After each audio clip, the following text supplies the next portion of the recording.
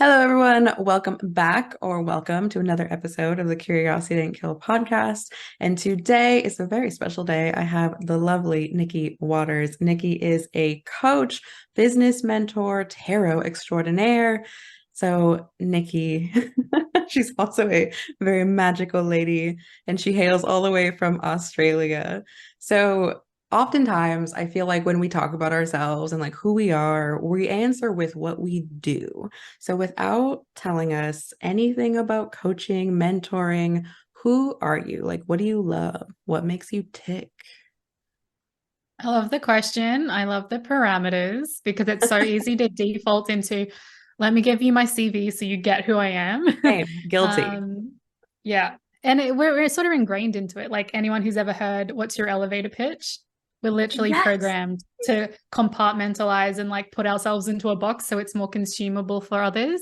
Um, so I appreciate that. And I'm also slightly challenged in this moment. So let's see. Without describing what I do, who am I? Hmm. I've actually been doing a lot of reflection on this lately, so it's probably not as difficult it would have been Yeah. 2 weeks ago or something like that. So all good. And I I mean, that's the am key, right? hmm, Self-reflection, the self journey. definitely, and I'm sure my guides were like, you need to be reflecting on this. Ash is going to quiz you when you get on a podcast, Right. like preparation. Um, I think this isn't what I do, so I think this is a perfect answer. I am just a little witch who wants to live in the woods and have a magical time and a magical life. And that I love that. literally sums me up, but also seeps into everything I actually do. So without describing what I do, I think the essence of me is someone who is deeply connected to nature, deeply connected to self, and also seeking constantly to be more attuned and more connected. Nice. I love that. That's a good one. I also Mm. aspire to live in the woods, and I'm not so much in the woods, but like there's lots of trees, so I feel like we're almost there. Yeah, I like sometimes if I close my eyes a little bit and just squint out the window and I'm like, it's like I'm in my woods. I know. And there's all these birds and stuff. Like yesterday I was sitting Exactly. outside and I heard kookaburras and these birds and it was raining and I was like, oh, this is delightful. And then you hear like a truck go by and I'm like, still in the nature. Still here. That reminds me, I was listening to your podcast and I love that I can hear birds in the background sometimes. So I don't know if you're recording outside, but like that's really I'm just cool. recording here in my office, but Okay. the birds like to be, I guess, little guest speakers, guest stars. Can't really Right? do without it. They literally chime in. Yeah, I'm like, it's a sign from the universe. If they're squawking really loudly, I'm like, Yeah. emphasis on that. They're like, yes. Mhm. So yes, Nikki, she's got her own podcast. You guys should go check that out.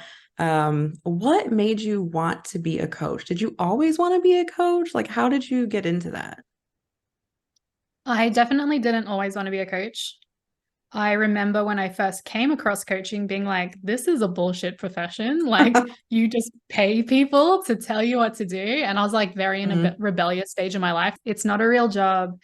Maybe in another lifetime, or maybe if I was born into another family, like, I literally had this yearning in my heart when I saw it. But at the time, yearning meant pain because Mm. it meant a life that I couldn't access and dreams I couldn't fulfill. And it was actually really uncomfortable for me to think about coaching. So I just dismissed it. Like, I was Yeah. like, no, no, no, no, that's not possible. Also, it's a lot of fucking money. Like, I was like looking at the price and I'm like, what's the cheapest one? And the cheapest one was still too much. And I was like, Yeah.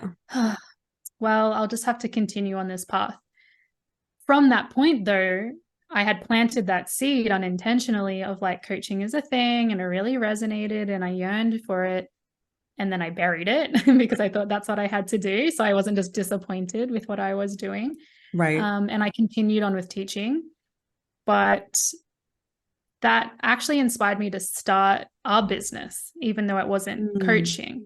It was going into trying to run art classes and selling my artwork. What I now view as like the very start of what my business is today is actually just taking the leap into believing I could be a business owner. So coaching gave me that gift. And then a year later, after a breakup and moving city and like a twin flame kind of disaster situation, and then like all this dramatic shit, I moved to the city and I was like, well, I've already blown up everything in my life for like the third time in my entire life. But I was also in a state of complete flux. So I was like, why not try coaching? Yeah. And so I started. And that's really how it began, just being in a position where I felt like I had nothing to lose because I thought I had already lost it all. And just embracing what had once just been a seed, but it germinated for long enough for me to go, now's the time. And then I stepped in Yeah. that direction. Mm. Yeah.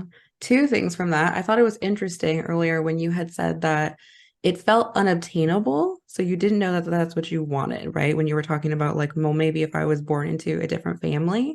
Because I feel like, so one of the things that really hurts my heart, I feel like people don't know what they want, but I feel like they don't give themselves permission to want, to dream, to search for like the desire, right? Because I feel like it starts with, what do you want?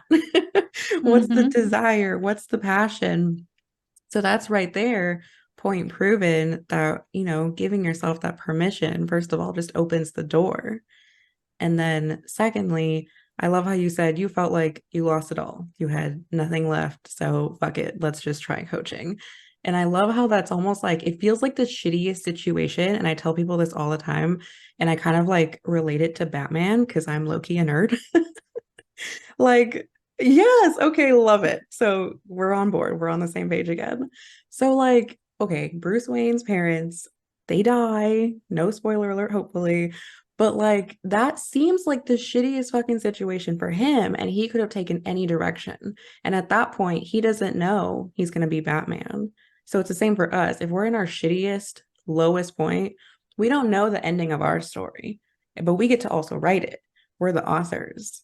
So, like, can we turn the shit into gold? And for you, that's what it seems like happened.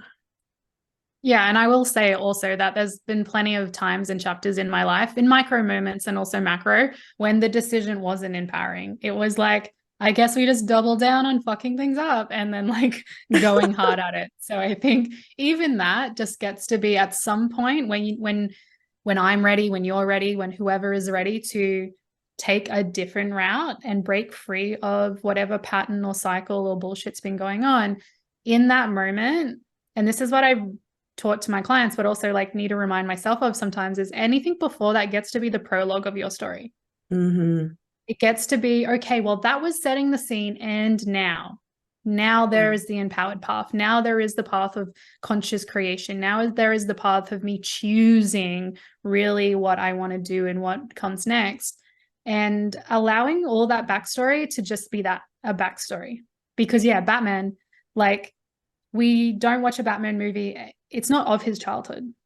That's his that's his backstory. Yeah, That's setting the scene, but it is not the most significant thing about him. It's not the most important thing in his present. right. Just like all the things that I've done in my life, good, bad, and otherwise, in this moment, simply get to be part of my backstory where I go, I can use that to empower me. I can use that to inspire me. I can use that to remind me never to do that particular thing again. Yes. So you were a teacher. What did you teach before? Were you always an art teacher or what subject did you teach? I was never actually trained as an art teacher. I did history and English. Oh, My heart was in history, and I literally only taught senior history, which is what I really liked for my first year. And then it was English from then on. But in my last few years of teaching, actually, because I was working on selling my artwork and running an art business, and people just knew that about me, I was actually invited to teach art at the last school I was in. And that was actually really fun. I was like, oh, I get to have passion and this job put together. yeah. So yeah, that was what I was doing. So it was pretty fun to be able to experience what was at the time becoming my business and becoming my passion. And I had chosen as my purpose while still in that transition stage of not quite being able to leave teaching yet. It felt a Yeah. little bit closer to the actualization of I might be able to do what it Yeah. is that I want to do. Yeah, it gave you a little taste. And that's what I find too. Like the universe, like they want you to succeed. Like the gods, the guides, whoever, they want you to like, yes, like follow the passion. So like they'll just give you a little like, look, you can do it. Look, here you go, and then you like start building the confidence within yourself. But even still, going from a teacher to, well, I guess at the time, a business owner in general, there must have been like these, oh shit, what the fuck am I doing moments. So how did you overcome them? And do you still experience them? Are there moments where you're like, what am I doing? How did I overcome them? That's an interesting question. I think part of it is just having the guts to have no fucking idea what you're doing and just being Yeah. like, it might fail. And I think actually that's easier at the start because you don't have any sort of sign of success or viability or whatever. And so everything is an experiment and you get to be like, learn a mindset and totally just fresh faced and being like, let's see what happens, which is terrifying, but is also kind of freeing and light. So at the start of my journey, it was scary to say that I wanted stuff, like what you were saying before, like the Yeah. desire to want and to go like, admit that I want something can be Mm, scary in and of itself, but the actual putting myself out there, it was just learning curve. It was just yeah. new experience. It was just, I don't know what's going to happen, but that was kind of familiar at that stage. And as I progressed in my business, like I started having clients and I started having paid clients and I started having packages and recurring things. And then it actually felt harder to risk things and try things because it's like, Mm, now I have something to lose or now I have something to prove, right. which can be a whole other psychological like mind fuck because you're not only trying to do something new where you are still a beginner, but there is a little bit of experience that says you should be better, you should be more, you can't go Right. backwards. And a little bit kind of an inner dialogue that wasn't super helpful. So that still definitely comes up today. Having the tools to handle it, I'm actually better equipped, but I don't think it ever truly goes away. Another reason why we need to remain like aligned and intuitive and conscious of what we're doing and thinking and creating, because that stuff is like just beneath the surface, like Yeah. ready to like poke its head up and be like, let's mess this up for you if, we're not conscious of it. Yeah, no, totally. And I agree. I don't think that ever really goes away because, like you were saying, once you like, okay, I'm an established business. I'm a business owner. I'm doing things. But now you always have like this, like, okay, well, I gotta level up. I gotta level up. Especially people are always telling you, like, level up your business. So, like, it's almost like having the audacity to do something more. But then you're like, I don't know what that more is. Like, what do I do? Especially since we're all so unique. Like, yeah, you could have this like epic package program just like someone else is doing. But like for me, that's proven not to be my path. And it just, I don't know, irked my soul. So that was not for me. So I'm like, okay, that's not me. But yeah, I don't think it ever really goes away, but just giving yourself, again, going back to the permission, like be audacious and just follow your passions. Because like you said, it's like always under the surface. It's there, just do like the messy action, the aligned action, just doing, even if you fail, like it'll happen. It'll just, the puzzle pieces will start falling together. So, looking back from when you were a teacher to where you are now, how has that changed your life? So, I'm sure there's a lot of soul things that's changed. I'm sure there's a lot of like things you've learned about yourself and just in your physical world, but what's different for you? Definitely a lot of things are different. And I'm like, how do I even describe them? I think there's like, They're indescribable. yeah, that's my answer. I can't describe it. Sorry.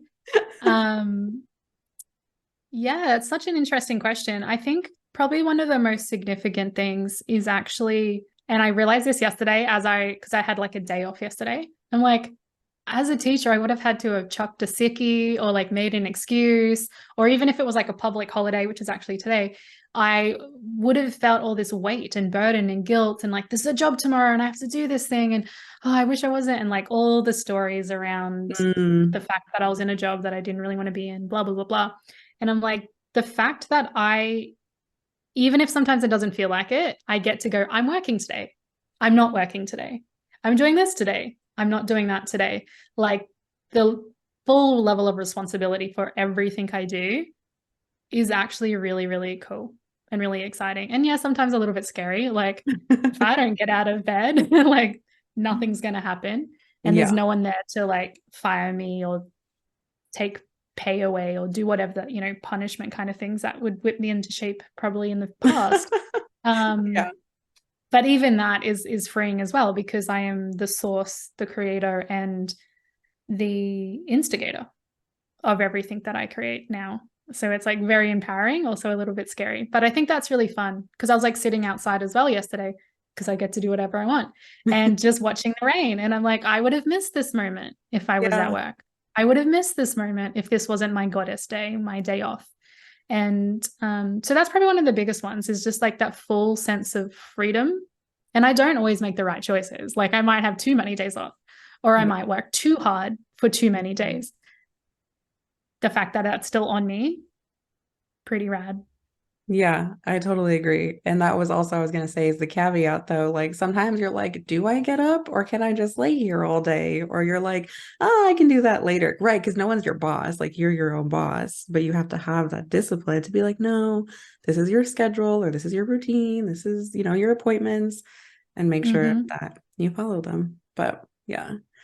I think So, that's where divine discipline comes into play, because I knew a lot about discipline as a teacher, not only feeling disciplined by the system, but actually needing to discipline people within the system.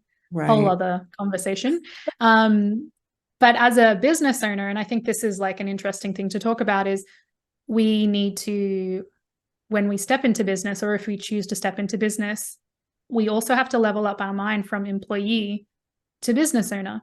And Mhm. it's things like this, like being the controller of your own time, determining what you do with that time, having your own level of discipline. And I think it's even important to go and not just copying and pasting discipline, because discipline is a soul-led business owner. And I think everyone should be a soul-led business owner, but that's a whole, other thing again. But like having the respect for yourself to be disciplined, but also having the grace to go, that doesn't have to look like what it looked like before. I don't need to whip myself into shape. I don't need to push myself into something, and I don't need to hustle and grind just because everyone says I'm going to. So for me, the coupling of divine and discipline gets to be like, how can this be powerful and graceful? How can this be impactful and also really like nurturing and compassionate and loving? Because that hasn't happened before when I've tried to accomplish something big. Right. And yet now it gets to. Yeah. And I love that you're saying that. I feel like that alone could be a whole like hour long just discussion.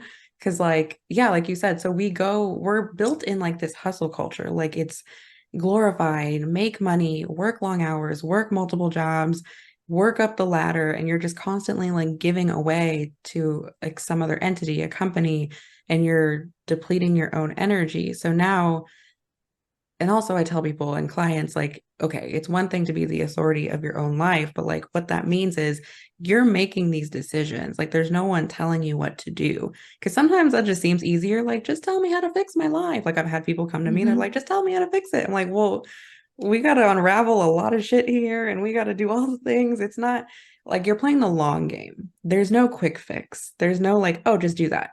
Just do this. It's the unraveling, finding yourself, like you said, soul led. Who are you on a soul level? Figuring that out. And then everything just kind of will start to blossom. And it sounds so like, I feel, I don't know if cliche is the right word or woo woo, but it's like, oh yeah, let me just find myself. But no, it really is like everything's already in us. We have so much potential. We have so much power, right? Like we're here on a mission. We're doing something, but we've just been told, we've been conditioned, you can't, or that's not what life Mm-hmm. looks like. That's not what success looks like. You go to school, get a job, get married, have kids, whatever it is, especially for females, like this is what success in a life looks like. So yeah, I could go on forever about conditioning and all the Yeah, things. I'm just like nodding along. I'm like, yep, that sounds completely accurate. Totally have experienced that. Yeah, no, same. And I feel like probably everybody has like, Mm. and to no one's fault, I don't know, it's just passed down through generations. It's part of like generational trauma, you know? So like it's just what we've been taught, but now it's also our job to unlearn it, to untangle the wires. Mm-hmm. It's so true. And like that awareness isn't the end of the conversation, because I've definitely had a lot of clients like ready for the awareness, ready to be like, pull it apart, show me my conditioning, show me my programming, tell me, Yeah. help me figure out what it is I want. But we then needed to not unconnect, disconnect the belief that that's the end of the story. I'm like, awareness is step one. Right. And there's integration, then there's implementation, then there's realizing there's more shit, and then like doing it all again.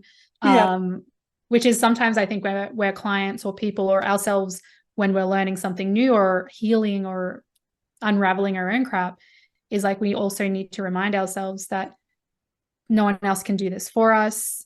It's a process that's ongoing, and being able to know something and then like capital K know with our intuition and our mind, body, and soul, and have it fully integrated and aligned, completely different journey. Yeah. Like part of the journey, but like the next step or the next chapter of the piece. So no one can save you from that. No one can tell you what to do. Because especially at the start of my business, I told a lot of clients what to do. They didn't do it.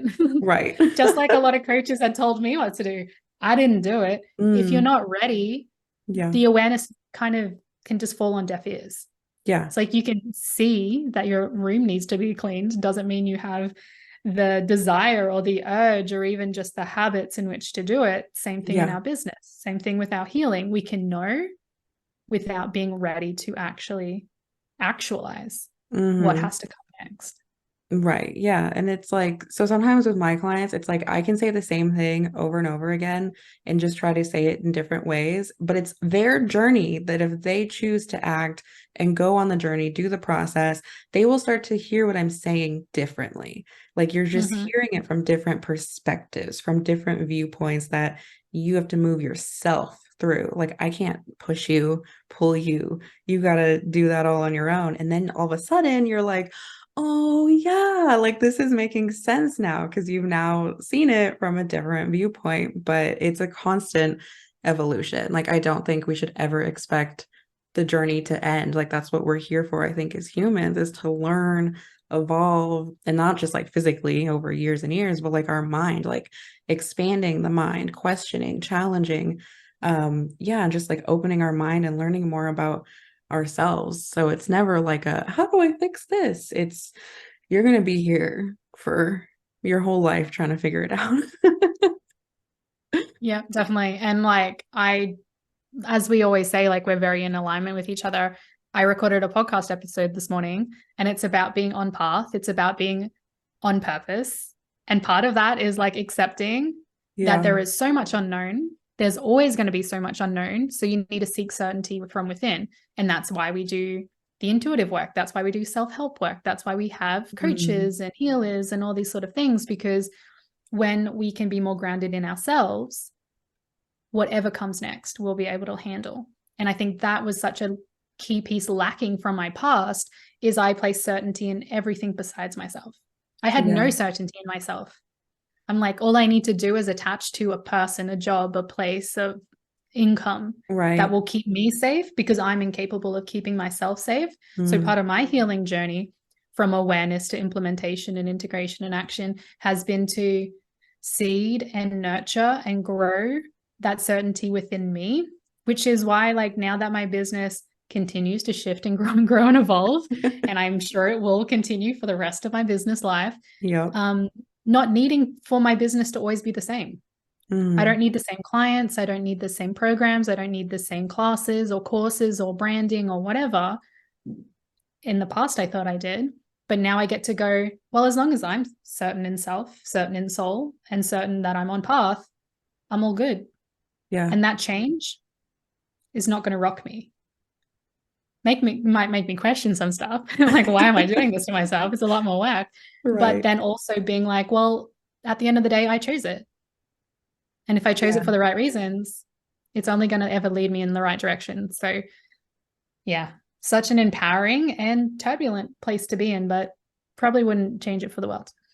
Yeah, I agree. That's something that kind of like would trip me up too, because I would think like, okay, this is what my business is, this is what I offer, this is what it looks like. And then pivoting would be like, oh shit, but then what if people think I don't know what I'm doing? Or what if like they're like, I don't know, like I thought I was gonna look crazy, but I'm like, okay, your business, you as a person, me as a person, we're gonna evolve for the rest of my life.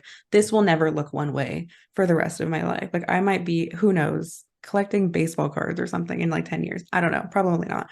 But you just Yeah, never know. So it's okay not to know. totally, totally resonate with that. And very similar thoughts when I change anything in my business. Even when I started my podcast, it was like, what are people going to think? What is going to be the perception? Once if it doesn't look great, like I've got things that are at a higher level in my business, and then this Mm, new thing comes up, will that diminish what I've mm, accomplished? Will that diminish the brand or the perception or the persona that I've been cultivating all of this time? Once if someone likes what I did over there and doesn't like what I do over here, like what does that mean? yeah. And what really helped me was like zooming out like into my higher self and going, what is actually happening here? I'm demonstrating it's okay to evolve. I'm demonstrating soul led is better than like society driven. I'm demonstrating that this is your fucking life and you can do whatever you want with it. That those are such better messages to my clients or even to my friends and family and audience or whoever is seeing what I'm doing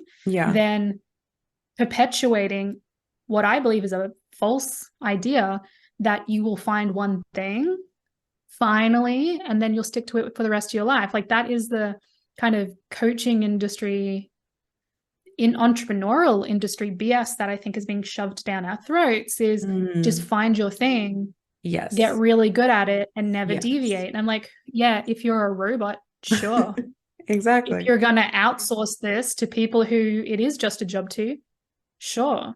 And that's not to say those things are bad. If it serves a purpose and never needs to change for that particular purpose, cool. But I Hmm. think you and me and everyone we work with is like, we care about creating a life around our business. We Right. care about creating a business around our life. So it has to be interconnected, it has to be aligned, and it has to be on purpose and purposeful because that's actually what we are desiring to create, not just ticking a Yeah. box. Yeah. Because I think like when we say find our purpose or find your purpose, people ask me all the time, like, how do I find my purpose, my mission? What am I here to do?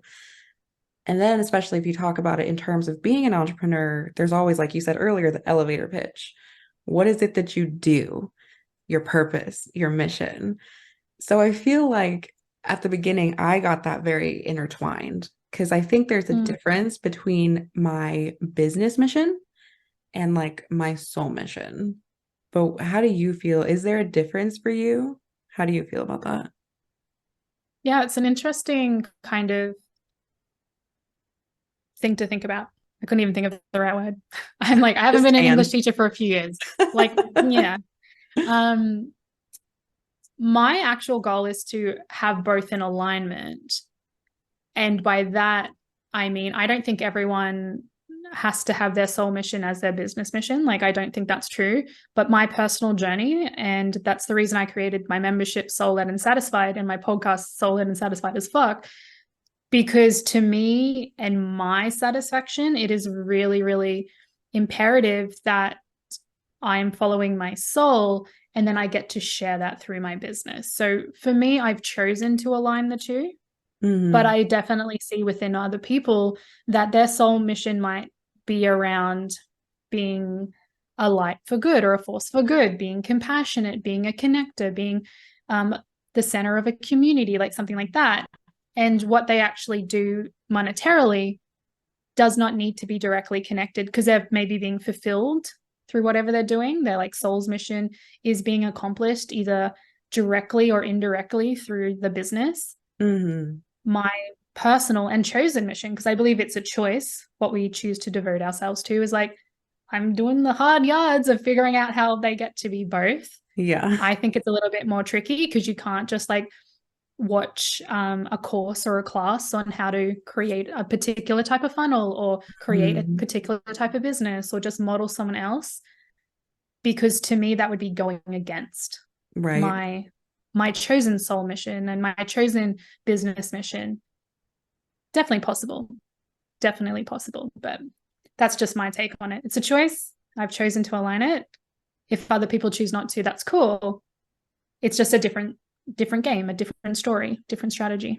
Yeah, no, I totally hear you. And I think that kind of connects to like it's a choice. You have to like want what you're choosing. And again, we go back to people don't know what they really want. We don't know what we really desire. So like for me, what's really helped me with that is I keep a gratitude journal. So if I get a crazy idea and I think I want something, I'll write it down every day, like 3 times a day. And then like my body starts to feel weird, maybe by like the second or third day. And I'm like, oh, like I don't think I really do want that. I think maybe I Mm-hmm. thought that was cool, or I saw someone else do that and I was like, oh, that's cool. Maybe I'll try it on. Because I think like again, it goes back to the conditioning, society, what we're absorbing.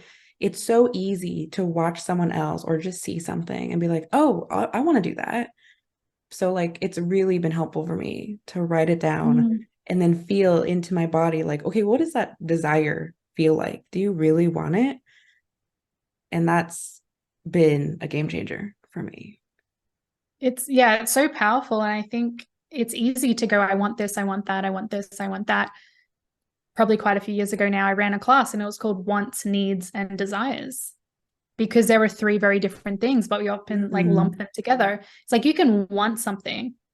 And like you said, when you examine it, you actually never go to the effort or make the choice to get it because it was just a want. It was a fleeting Yeah. urge, impulse for whatever reason. Then we Hmm. have needs. And I think these are like, well, I need to have this for survival, or I need to have this for, whatever reasons, like we need to pay our bills. Hmm. Desire is the one where it's like both a want and we've made it a need and we're Yeah. so juiced up about it. And I think that is what you're talking about, is like when we have those wants that are so deep that there's like a yearning and a soul's calling and like a passion behind it. So we're actually going to Yes. go and choose it. And Exactly. invitation for everyone to like aim for desires Yes. instead of just wants, or at least like Hmm. look at your wants and go, okay, which of these are actually desires? And maybe they do that through like journaling and like writing it down like you did. Or maybe it's just actually just sitting and sinking into it and going, what's behind this? Because I do it all the time. Like I've been obsessing over some ladies on, on TikTok and Instagram and their businesses. And yeah, it's really easy to get triggered and like, well, I want that. So Right. I want to look like them. I want to have branding like them. I want to have offers like them. I want to have Yeah. income like them. I want to have price points like them. Right. And then go, do I need any of that? Hmm. Do I actually want any of that? Which led to a whole internal discussion, which I actually brought to my mastermind around um, when we see something like that we want, that fleeting want, it's like, well, is this about copying or compatibility? Yeah. You could copy that price point, you could copy that offer, you could copy that business. That's not going to be satisfying. That's not going to be in alignment. But if you see something you want, rather than copy, it's like, well, what's the compatible there? Hmm. Well, what I'm really inspired by actually is their sense of authenticity. What I'm really inspired by actually is the simplicity in which they talk about their offers, not what their actual offer was. And so, like, this whole discussion gets to be a deepening of our desires and a deepening of our wants to a place of true alignment, and not just, well, I'll need to have that in order to have this other thing, which is very superficial and very limiting when it comes to, well, actually going to all the work of doing that and bringing it into your existence and into your reality. Yeah. I totally agree. I think authenticity is just king, especially these days. Like showing up as who you are as a person and not just like, here's my business, here's my offer, buy all the things. Like, who are you? Like, if I'm working with someone, I want to be able to vibe with you, chat with you, like connect to you. You know what I mean? Like, there's an energy there. So I think if we just continue to lead by example, hopefully this will be more of a thing in like the coaching, mentoring world where it's like just show up as you know, like the branding's cool, all the things are cool, but like, who are you? Yeah, I 100% agree. And it's when I zoom out and look back at my past, I'm like, I got my first clients from who I was and how they Yeah. resonated and how we connected. because I can honestly say my branding was bullshit. My social media was not consistent. And I Right. didn't have the million, I mean, I don't have now, but I didn't have a million followers. I didn't have all of this social proof. I didn't have all of this evidence. Our connection is what actually connected us. Yeah. So why would that change now? Yeah. Totally. Yeah. And it doesn't have to. So if you had any advice for entrepreneurs, if anyone's listening or aspiring entrepreneurs, what's some golden nuggets that you would give them? You're not wrong for wanting what you want in your life and business. Love that. Love it. That's a huge piece, is like allow yourself to want what you want, and obviously do the work that we just spoke about around making sure it's actually a desire and not just a impulse Yep. because of someone else's social media. But allow yourself to want what you want. I think sometimes we dream really big, but because we haven't attached to the fact that it could happen or that we're allowed to want that, and it doesn't matter where we started, and even if that dream is super big and super huge, just giving yourself the permission to want it is the most important part. Yeah. So Totally. that would definitely be the first one. Allow yourself to want what you want. And the second is actually really do your best to disconnect from social media as much as possible. I don't care who you are or what stage of business you're at. I bet you can get down a rabbit hole of scrolling and then being like, oh, their offer looks really good, or their branding looks really good, or I really like how they film themselves, or their TikToks are amazing, or how do they write a caption like that? And we can be inundated by all the things that unconsciously we're doing wrong, or we're not doing like those other people. So I think the greatest gift you can give yourself beyond allowing yourself the permission to want what you want is to disconnect from what other people are doing, because that's just going to muddy the waters. Yes. And make it more difficult to get clear on what you want, and then clear on how you want to go about doing it. So those are probably the two big ones. And then I think the third one is having community around you that actually thinks like that and also acts like that. Yes. Yeah, totally agree with all of those. Those are so huge because they all align with your desire, the wants. Everything is subconscious. Our little subconscious minds just bubbling up and working in the background, and we don't even know it. So we're witchy and spooky around here. So I have to ask you, what are your thoughts on aliens and ghosts? All right, cool. What a great question. I believe in aliens. I just think it would be impossible for them not to exist. Yeah. Like, humans are the only thing in the entire fucking universe. All right. Right. How egotistical. Yeah, so weird. So yeah, definitely I think aliens exist. I haven't had any experiences. And with ghosts and things, I've definitely had experiences when I was younger, not as I've been older. So yeah, I mean, I totally believe they exist. Did you see any? What was your experience? So the first one was when I was super, super young, and it was like, I don't even remember the house we were in. So I must have been like 1 or 2 years old or something like crazy like that. Yeah. And it was just this glowing, hovering figure outside of my window. Oh, wow. And I feel like the next day when not the next day, but when I had talked about it in the future, like my family had a very logical reason, like your dad was outside with the flashlight and blah, blah, blah, blah. And I'm like, but there's a certain something to an experience that is supernatural. Yeah. And also, why would I remember something when I was like 1 year old? I was just going to say, for you to remember that. It's like imprinted. Right. I'm like, I don't remember most things. Why would I remember that? Right. And then the second one was when I was about 11. We'll just guess that age, like young. We were doing some calling of spirits, like just playing around. And then we freaked ourselves out. And I'm like, oh, I just need to grab my jacket before we leave. And then walking down the hallway was like this really weird presence. And then there was really unexplainable, inexplicable, like opening of the cupboard door sound before I even got to the room. So I just legged it. I was like, nah, that's all good. But it just literally felt like we had opened some kind of channel. There was no reason for any of that cupboard to be able to have been opened, for that Right. sound to have happened. Yeah. And just the spookiness of like my body, I'm like, I'm just out of here. Yeah. So I got chills those were my as two you said it. I would have been gone.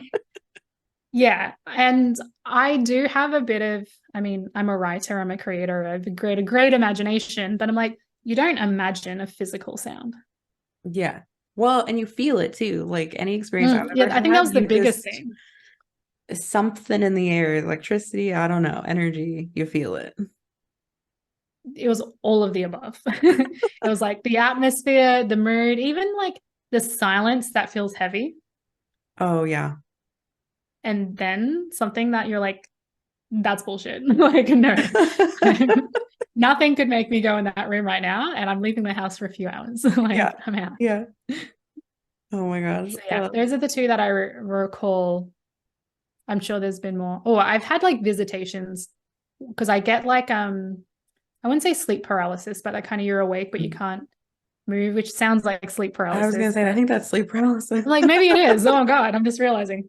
And there have like been figures and been different things. So whether that's spirit or ghosts or Yeah. any other I've always entity. wondered, like, I'm thankful I don't have sleep paralysis, but all the stories I hear sound crazy. And I've seen somewhere you're not quite sure, like, is that person really just imagining something, or like is there really an entity, especially when like other people are involved and the other person says that they see something. I'm like, I don't know, but yeah.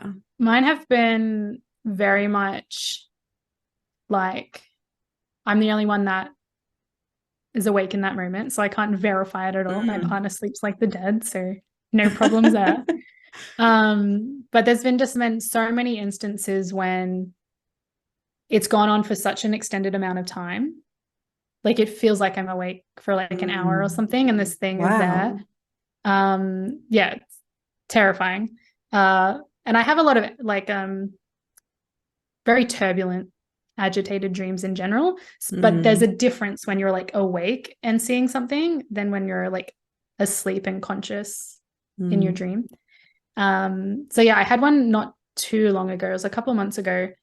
But after that, especially during that time period, like the next 2 weeks, I was just very careful of like when I went to bed, I would ground my energy and I would imagine like this bubble protection around my bed, my room, my home, my house, my yard, Yeah. and like doing everything I could to be like, I'm not, and like very consciously, like, I'm not, um, like this space is closed to any entities or visitors or spirits. Like this is a complete no fly zone, Yep. basically, like no entry allowed. And I just had to Hmm. consciously and very actively do that. And it actually stopped, which thankfully, because I was like a very turbulent experience.